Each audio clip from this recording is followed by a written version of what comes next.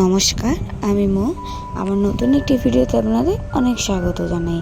বাড়িতে সামান্য পরিমাণ দুধ ও কাঁচা বাদাম থাকলে এই রেসিপিটি অবশ্যই একবার ট্রাই করে দেখতে পারেন।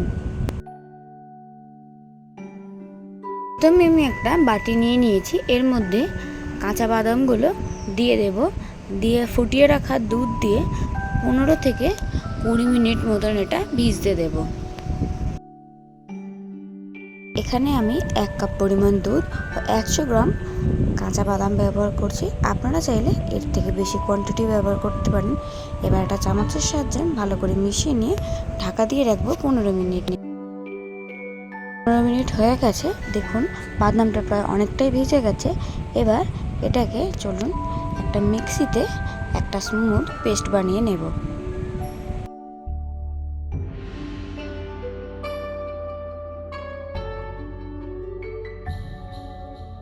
ফ্লেমটা অন করে কড়াই গরম হতে বসিয়ে দিয়েছিলাম। কড়াই গরম হয়ে যাওয়ার পর দুধ আর কাঁচা বাদামের যে স্মুথ পেস্টটা বানিয়েছিলাম সেটা কড়াইতে দিয়ে দেব।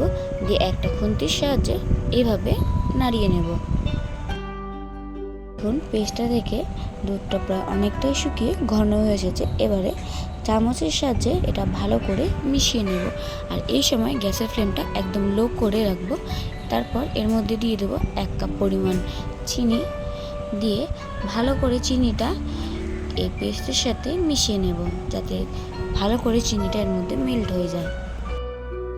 চিনিটা ভালো করে মেল্ট হয়ে গেলে ওপর থেকে ছড়িয়ে দেবো 1 চামচ পরিমাণ এলাচ গুঁড়ো আর 1 চামচ পরিমাণ কুচানো কিশমিশ। আমি এখানে কিশমিশটা ডাইরেক্ট ব্যবহার করছি। আপনারা চাইলে 1.5 থেকে 2 ঘন্টা আগে জলে ভিজিয়ে রাখতে পারেন।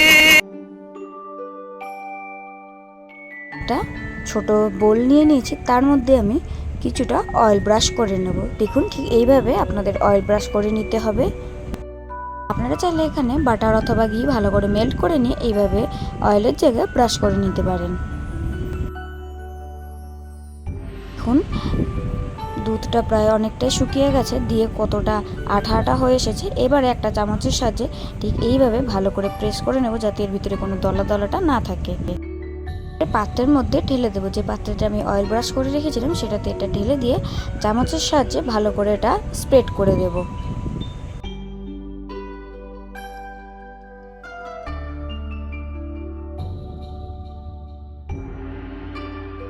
আমি এবার এটা একটা প্লেটে নিয়ে নিয়েছি। আপনারা চাইলে কেক তৈরি করার যে বক্সগুলো পাওয়া যায় সেটাতেও নিয়ে নিতে পারেন। এবার এর উপর থেকে কাজু ভালো করে আমি মিহি করে গুঁড়ো করে নিয়েছিলাম সেটা ছড়িয়ে দেব। দিয়ে এটা 1 ঘন্টা যাবত ফ্রিজে রেস্ট হতে রেখে দেব।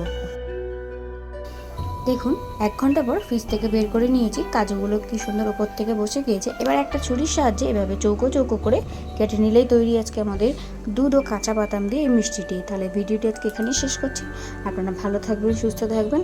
আমার রেসিপিটি কেমন হলো সেটা অবশ্যই কমেন্ট করে জানাবেন। আর আপনাদের কাছে রিকোয়েস্ট রইল রেসিপিটি একবার অবশ্যই বাড়িতে ট্রাই করবেন। তাহলে ভিডিওটি আজকে এখানেই শেষ করছি। আমার ভিডিওটি ভালো লেগে থাকলে অবশ্যই একটি লাইক করে দেবেন আর চ্যানেলটি সাবস্ক্রাইব করে দেবেন।